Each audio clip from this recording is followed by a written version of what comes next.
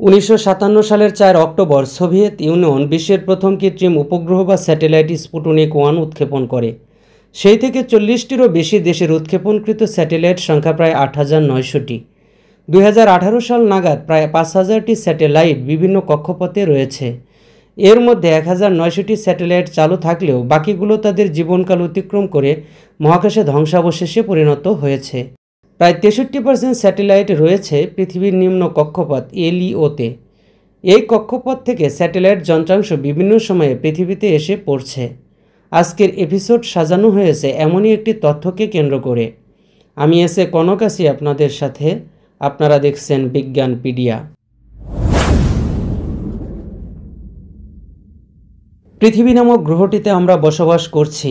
এই পৃথিবীর পরিধি 40,000 কিলোমিটার। এর নিম্ন কক্ষপথের নাম হচ্ছে এলইও।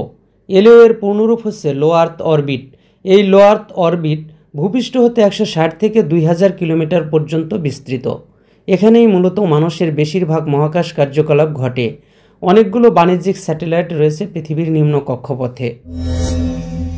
পৃথিবীর চারপাশে এখন প্রচুর স্যাটেলাইট বা কৃত্রিম উপগ্রহ ঘুরছে। তবে এই মুহূর্তে সংখ্যাটি বিপজ্জনক পর্যায়ে রয়েছে। পৃথিবীর কক্ষপথে উপগ্রহ মহাকাশযানের জন্য বরাদ্দকৃত স্থানগুলোতে অতিরিক্ত মাত্রায় বিভিন্ন যন্ত্রাংশের ভিড়ের কারণে মানুষের মহাকাশ যাত্রার ভবিষ্যৎ হুমকির মুখে পড়েছে। এমনই আশঙ্কাজনক তথ্য উঠে এসেছে ইউরোপিয়ান স্পেস এজেন্সি ইসা এর এক নতুন স্পেস সেফটি রিপোর্টে।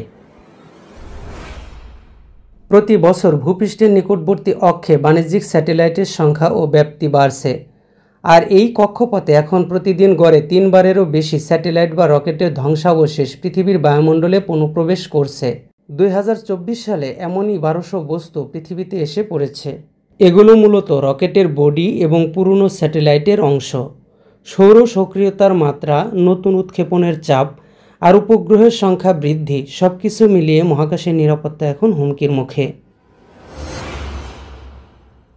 বর্তমানে 1 সেন্টিমিটারের চেয়েও বড় 12 লাখের বেশি বস্তু পৃথিবীর কক্ষপথে ভেসে বেড়াচ্ছে, যেগুলো ইন্টারন্যাশনাল স্পেস স্টেশন এবং কার্যকর উপগ্রহগুলোকে মারাত্মকভাবে ক্ষতিগ্রস্ত করতে পারে। এই মুহূর্তে যদি সব মহাকাশ কার্যক্রম বন্ধ করে দেওয়া হয়, তবুও কক্ষপথে আবর্জনা কমবে না, বরং ফ্র্যাগমেন্টেশন ইভেন্ট বা সংঘর্ষের ফলে ধ্বংসাবশেষ বেড়েই চলবে। এই পরিস্থিতিতে বিজ্ঞানীরা কেসলার সিনড্রোম বলে আখ্যা দিয়েছেন। 1978 সালে নাসার বিজ্ঞানী ডোনাল্ড জে কেসলার এই তত্ত্বটি দেন, যেখানে বলা হয় কক্ষপথে বস্তুর ঘনত্ব একটি নির্দিষ্ট মাত্রা ছাড়ালে একটির সঙ্গে আরেকটির সংঘর্ষ থেকে একটি চেইন রিঅ্যাকশন শুরু হতে পারে। বিজ্ঞানীরা বলছেন, এমন হলে ভবিষ্যতে যোগাযোগ, আবহাওয়া পূর্বাভাস, নেভিগেশন, এমনকি স্পেস মিশনও অনির্দিষ্টকালের জন্য বন্ধ হয়ে যেতে পারে। তাই এই মুহূর্তে মহাকাশের সুরক্ষা ও আবর্জনা ব্যবস্থার দিকে নজর না দিলে মানবতার মহাকাশ যুগ হয়তো থেমে যেতে পারে এক বিশৃঙ্খল ধ্বংসস্তূপে।